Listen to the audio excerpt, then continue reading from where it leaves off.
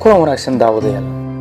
Marka hore waxaanu ka cudur daaranaynaa in aynaan muuqaalkan uga gol lahayn in aynu ku suurad xumayno dhaqan ama diin gaar ah.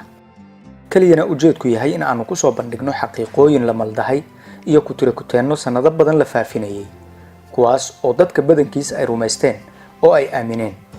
Arrintaasi waxa ay ka dhalatay muuqaalo la farsameeyay oo dadka looga dhigay wax si dhab ah u dhacaya oo mucjiso ah. Si aan u soo bandhigno dhinaca xaqiiqda iyo runta ah ee muuqaalada soo socda, waxaanu bixinay dadaal iyo hawlgal aan yarayn oo aanu ku soo baaraynay sida ay wax u jiraan, annaga oo ujeedka ugu weyn ee aanu leenahayna uu yahay in aanu bidhaamino xaqiiqda dhabta ah. Fadlan nagu caawi in muuqaalkan ay dad badan daawadaan, adiga oo ka helitaankaaga cabirayana like ku dhufo si ay dhiirigelin noogu noqoto.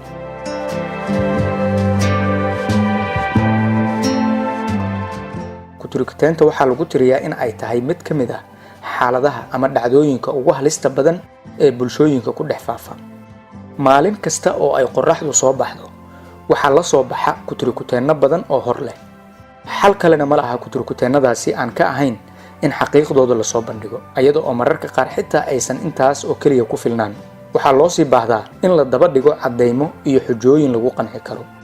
Annaga oo muuqaalo kalena soo bandhigi doono arrimo kale oo dunida lagu jahwareeriyay sharixi doona, ayaanu muuqaalkan diirada ku saaraynaa 6 dhacdo oo baraha internetka si weyn loogu faafiyay oo ay bulshooyinkuna badankood rumaysteen, Soomaaliduna haba ugu horeyso.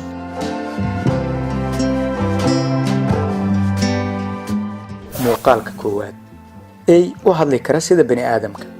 Say something. No. Waxaan filayaa in qaarkeen ay daawadeen oo ay ku taxan yihiin barnaamijyada Got Talent-iga oo kuwooda ugu waaweynna ay yihiin American Got Talent iyo Britain Got Talent. Sida Got Talent-yada loogu soo bandhigo waxyaabaha indhasracaadka ah oo aan dhab ahayn, ayuu ninkanina eeygiisii ugu soo bandhigayaa masraxyada isaga oo la sheekaysanaya. Think I am stupid? Yes. Dadka ka qaybgalayaasha badankood ama aan iraahdo dhammaantood aad ayay ula yaabaan iyaga oo rumaysan la waxa dhacaya. Laakiin sidee ay ugu hadli karaa sida bani aadamku u hadlo oo kale? Muuqaalkan aad ayuu ugu dhex baahay baraha bulshadu ku leedahay internetka. Dad badan ayaana aaminay oo rumaystay in eeygaasi hadli karo. Marka hore, si fudud waxaanu u dhihi karnaa eeygu ma hadli karo sidiisaba. Qofka hadlaya waa isla ninka eeyga wata naftigiisa. Ninkani waxa uu eebbe ugu deeqay hibo gaar ah, taasoo la yiraahdo hibada uurka hadlidda. Wuxuu kari karaa in uu sameeyo codad iyo shanqarro isaga oo aan dhaqaajin bushmihiisa. Isla waqtigaasi eeyga ayuu afkiisii faydayaa si xirfadaysan si uu daawadayaasha ugu muujiyo in waxa hadlaya uu eeyga yahay. Xaqiiqdu waxa ay tahay in qofka hadlaya uu ninku yahay ee uusan eeygu ahayn. Daawade, haddii aad intaasi ku qanci weyso, isku day in aad si degan u daawato muuqaalkan yar, si dhow u fiiri bushmaha ninka. Waa marka uu ku fashilmay in uu fururihiisa isku hayo, kadibna hadlo isaga oo aan dhaqaajin. Yes. Good. All together. Feelings.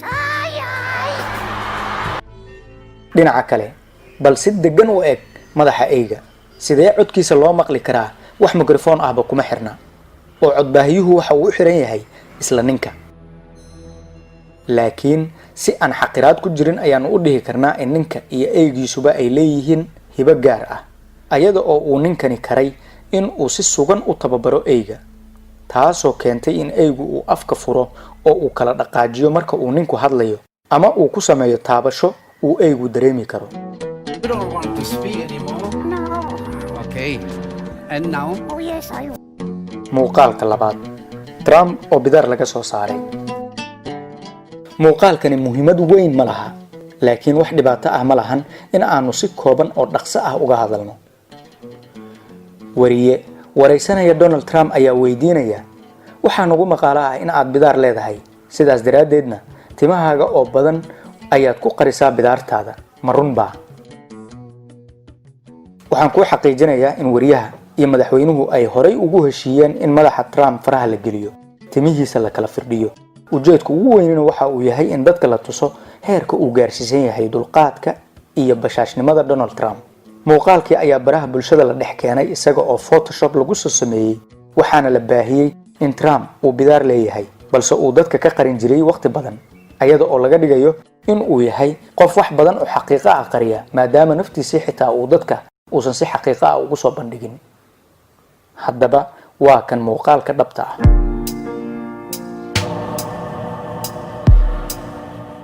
muuqaalka saddexaad, ruuxaan gawaarida shil gelinaysa.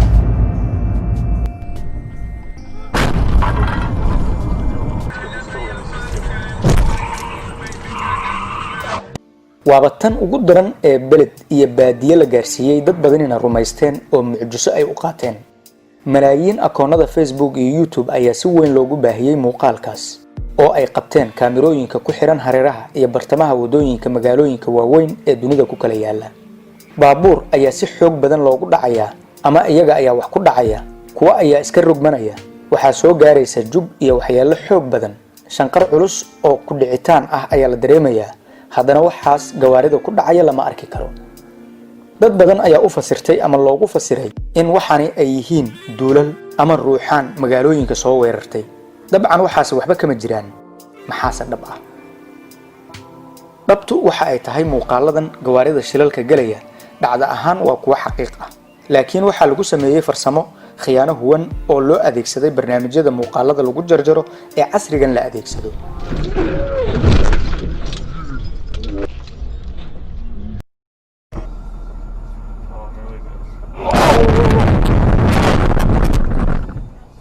Donato Sansoni oo ah soo saare dhanka filimada waxa uu soo saaray film gaaban oo loogu magac daray Ghost Crash oo micnihiisu yahay burburintii ruuxaanta. Sansoni waxa uu filmkiisa u adeegsaday muuqaalo laga soo duubay shilal si dhab ah magaalooyinka uga dhacay, balse la tirtiray oo la farsameeyay gawaaridii isku dhacday midkood ama qaarkood si loo muujiyo in gaari uu ku dhacayo wax aan la arki karin oo ruuxaan ah.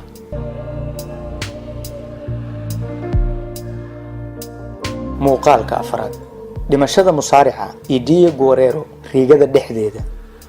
Eddie Guerrero waxaa lagu tiriyaa mid ka mid ah kuwa ugu caansan uguna shacbiyada badan ciyaartooyda dhinaca musaaricada ee Mexico u dhashay, isaga oo suuman badan ka hantay musaaricada WWE. inkastoo musaaricadu jilliin iska tahay sida aanu muuqaal hore ku soo bandhignay, haddana waa nin taageerayaal badan ku dhex leh ciyaarta musaaricada. sidaas oo ay tahayna waayihii dambe waxaa si weyn u faafay muuqaalkan oo lagu sheegay in uu ninkani ku dhex sakaraaday riigada musaaracada dhexdeeda isaga oo tartan ku jira kadibna geeriyooday. muuqaalku waxa uu u muuqdaa mid dareen ahaan aad u xanuun badan, maxaa yeelay marka ay geeridu timaado qof weyn iyo mid yar midna naxariis darteed nolosha dib uguma celin karo qofkaas sakaraadaya. xaqiiqdu waxa ay tahay ninkan musaarica ah marka ay arintani dhacaysay waa uu xanuunsanaa, kadibna sidaas ayuu u dhacay xanuun dhinaca wadnaha ah dartiis. isbitaal ayaa loo qaaday markaas oo sanadku uu ahaa 2004. inta uu caafimaadkiisii dib u helay ayuu kadib waqti badan uu noolaa oo uu shaqaysanayay, isaga oo mar dambe ku geeriyooday qol uu ka deganaa hotel u kireysnaa isaga.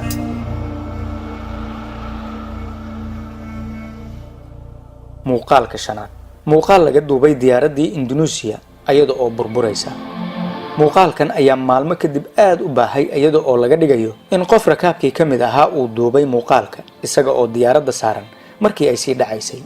dadkii ugu horreeyay ee muuqaalka baahiyey waxa ay ciwaano uga dhigeen muuqaal laga soo duubay diyaaradda oo sii dhacaysa.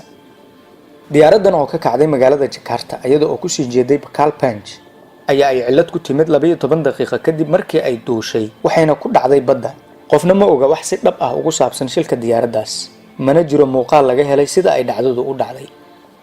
haddii qof rakaabka ka tirsanaa uu muuqaalka duubay, sidee dadka muuqaalka baahiyey ay u heleen maadaama dadkii diyaaradda saarnaa oo idil ay geeriyoodeen oo baddana ay ku wada daateen? diyaaradda iyo wixii ay sidayna waxaa lagu waayay badweynta oo ay diyaaraddu ku burburtay. xitaa wax raad ah oo diyaaraddu ku saabsan lama helin xilligaas iyo waqtiyadii ka dambeeyeyba. si fudud haddii aan xaqiiqda u soo bandhigno, muuqaalkani waa muuqaal hore oo diyaarad kale laga qabtay xilli ay cillad ku timid iyada oo hawada maraysa, balse alla mahadii waxaa lagu guuleystay in diyaaradda iyo dadkii saarnaaba ayaga oo bad qaba ay si nabad ah ay dhulka ku soo degaan.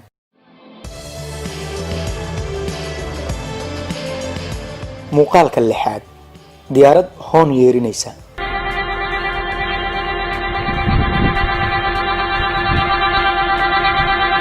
muuqaalkan markii internetka la soo gelinayay waxaa lagu dul qoray markii ugu horreysay oo aan ogaaday in ay diyaaraddu hoon leedahay. dad badan ayaa muuqaalka rumaystay oo aaminay in diyaaraddu ay hoon leedahay. diyaaraduhu ma sida gaadiidka kalaa hoon miyay leeyihiin?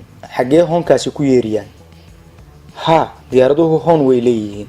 hoon ayaa ku yaalla meel u dhow lugaha diyaaradda, sidoo kalena hoon kale ayaa ku yaalla xagga dambe ee diyaaradda. laakiin hoonkaasu ma ahan sida hoonka baabuurta iyo mootooyinka, isku ujeedana looma isticmaalo. kan diyaaradda waa mid loogu talagalay in loo yeeriyo digniin ahaan, sida marka uu diyaaradda dab qabsado. si loo muujiyo halka ay halistu ka haysato diyaaradda ayaa hoonka loo yeeriyaa. marna ma dhacayso in baayiloodka diyaaradda uu hoon iska yeeriyo, ha jooga garoonka dhexdiisa ama hawada sare ha ku jiro, aan ka ahayn in ay cillad jirto ama halis kale. muuqaalka aan daawanay oo diyaaradda hoonka yeerinaysa waa mid la been abuuray oo hoonka la dul saaray, balse waa kan muuqaalka asalka ah ee diyaaradda oo aan wax hoon ah yeerinayn.